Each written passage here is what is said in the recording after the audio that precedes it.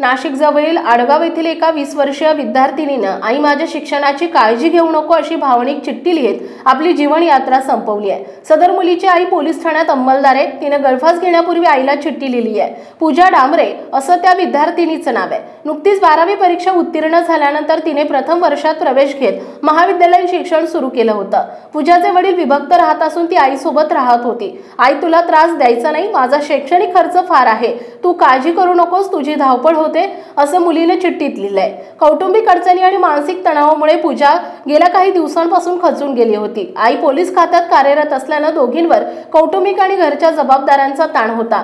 या तणावातूनच पूजाने राहत्या घरातील हॉलमध्ये गळफास घेऊन जीवन संपवले।